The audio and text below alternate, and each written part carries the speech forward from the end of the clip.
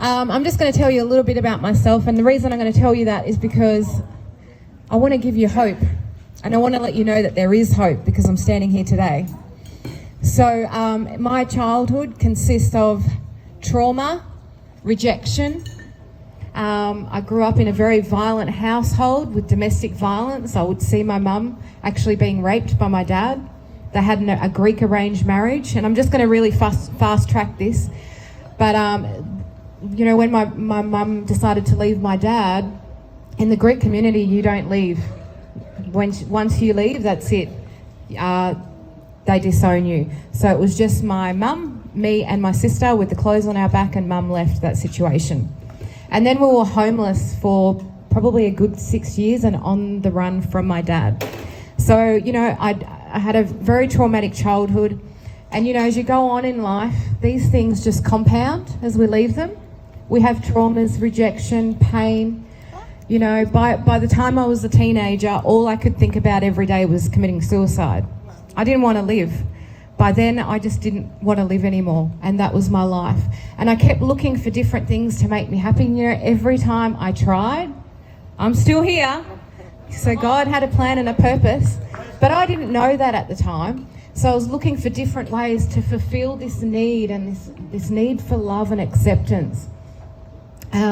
So then I thought, okay, I'll throw myself into a career.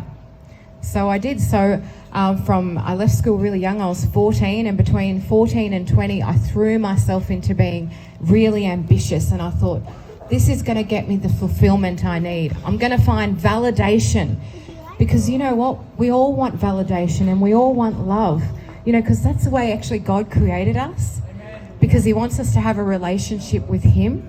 But we don't know that. We don't know that. So we go on and we try and find it in other ways. So I threw myself into this career. By the time I was 20, I was burnt out. I didn't get this validation I thought I was going to get. I won awards and I made money and, you know, all these things. So by 22, I fell pregnant with my first baby, and then postnatal depression hit. Really, really bad. So a combination, a build-up of all these things, you know, and still just trying to find fulfillment, and I couldn't find it. And I had this baby, and I remember when I first looked at her and I thought, she's not worthy of me to be her mum. Like, who am I? I felt so worthless, like I had no worth, because I didn't know love, and, you know, I'd felt so rejected. So by the time I was 23, I was into a full-blown heroin addiction. So for 10 years after that, I was a heroin addict.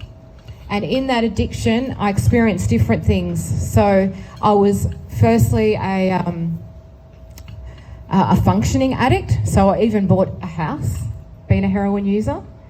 You know, just being a drug addict can look all different sorts of ways. And then I also went to the other side of, you know, stealing, breaking trust with my family. I lost all that there, you know, and almost losing my children.